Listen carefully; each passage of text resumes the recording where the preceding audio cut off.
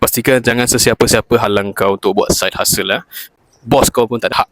Unscripted, unedited. Matahari tak terik sangat. Ui, jangan jatuh mikrofon.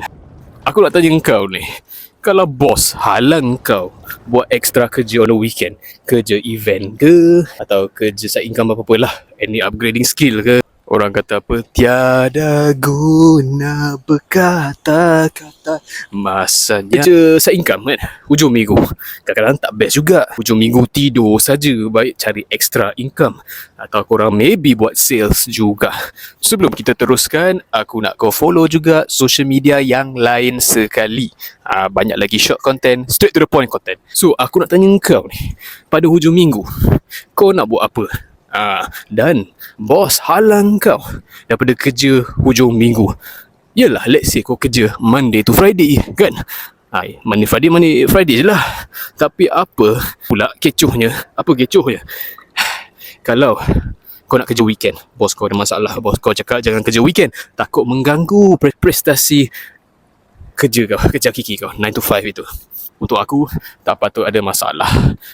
Sebab apa? Kita cari extra income untuk urus komitmen sendiri. Sebab kita hadap, bukan bos kau yang hadap kan.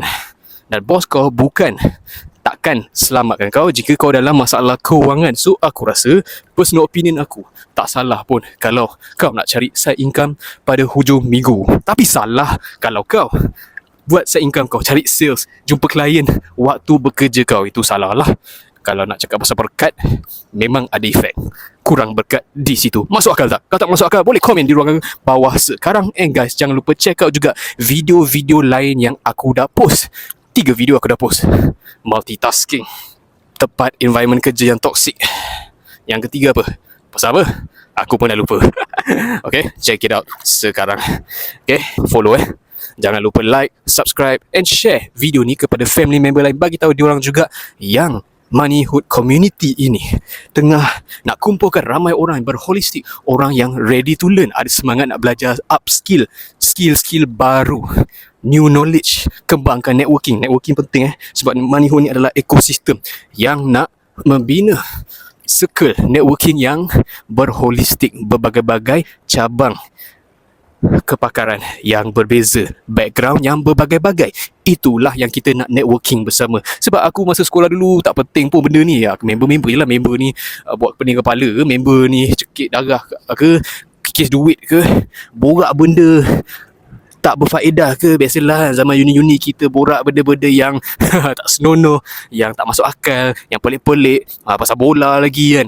Bola tu berfaedah lah. Tapi kebanyakan borak kita orang ni bukan pasal masa depan. So sekarang waktu dah bekerja ni, pada era yang bekerja, kalau kau part-time student, part-time bekerja juga, kalau kau baru fresh graduate, baru nak hidup, aku really recommend kau untuk cari side income. Tak kisah bidang sales, jatuh, bidang sales atau bidang apa lagi kau nak, bidang technicalities, technologies, terpulang kau nak belajar automation.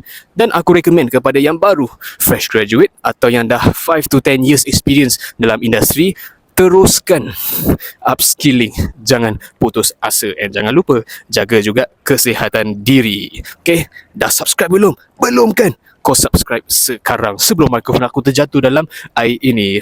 Pisang man. So kalau you guys berminat nak join Moneyhood community, komen sahaja, komen nak join sekarang. Moneyhood community ni aku akan introduce kau ke founders yang lain, key partners kita dan klien. Kita ada klien yang berbayar dan klien yang masih subscribe free package kami. Okay, media service itu salah satu function Moneyhood. Nak tahu function-function lain? Subscribe sekarang. Jangan lupa like this video sekali untuk kita buat lagi video, lagi semangat untuk generate more videos yang berbagai-bagai value, berbagai-bagai knowledge yang kita boleh share you in the future. Okay, jangan lupa untuk hustle semasa hujung minggu guys. Hustle semasa hujung minggu akan membina you lebih jadi holistik, dan not to mention you guys akan terus berkembang, saham you akan naik bang. Okay, jangan lupa untuk terus bersukan juga. Especially yang baru dah kahwin. Yang dah kahwin ni kan, mesti waktu sukan berkurang, waktu bersosial berkurang. You ada satu option saja. You dua option. You either hustle atau sambung tidur. Sambung tidur takut you sangkut dalam red cycle. So banyak job opportunity kita boleh buat pada hujung minggu, banyak upskilling, banyak knowledge yang kita kena kumpul. Jangan fikir nak travel sahaja, jangan fikir nak main bola sahaja.